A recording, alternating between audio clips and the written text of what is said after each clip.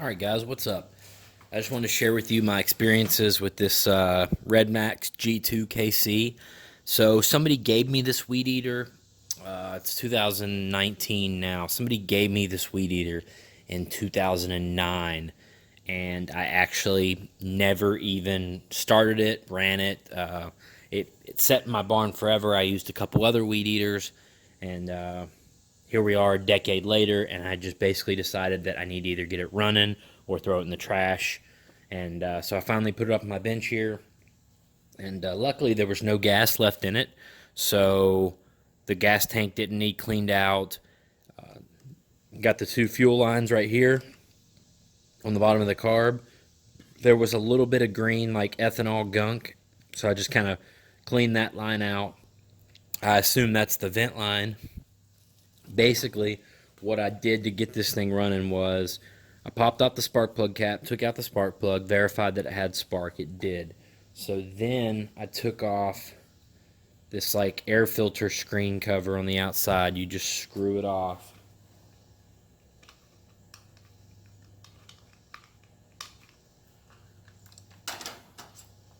Comes off, and it's literally just a screen.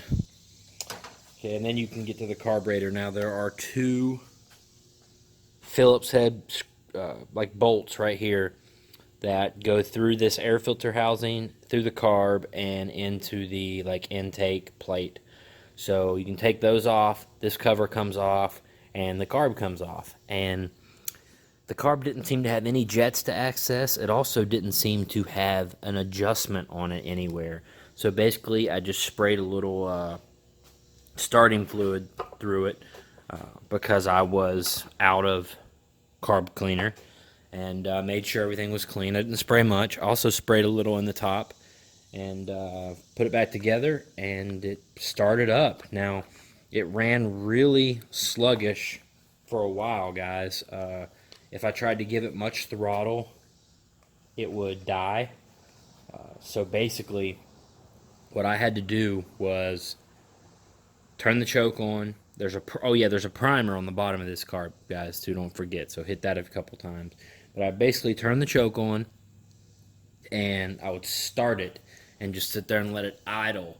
And I could kind of start to rev it up and pull the choke off just a little bit. And if I turned the choke too far off, it would die. But after I did this for 10, 15 minutes, it would finally get to where if I'd get the motor revved up a little bit, then I could turn the choke off and it would stay revved and run fine. So I don't know if maybe there's one of these lines is collapsing, or I guess there's a possibility that there's like a screen in this exhaust that may need cleaned. But I've got it now to where it's working great. Once you get the choke off and you keep it in high RPMs, it works great. The rest of the time it's on.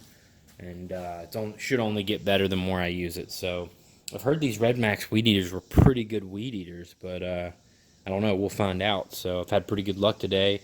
I got this one running and a still that had been setting for about 2 years. So this one's got the plastic pieces on the end of it. So I'm going to kind of keep this one for some brush, just have it ready, and then do my trimming with the steel because it's got the string on it. And then my trimming I do around my house more often, super quick and super easy. I just use the Ryobi electric just for convenience sake. So yeah, I'll probably make some more videos on this RedMax. We'll see if it's decent. Like I said, somebody gave it to me, so if I get a couple summers out of it, I will be super pumped. So yeah,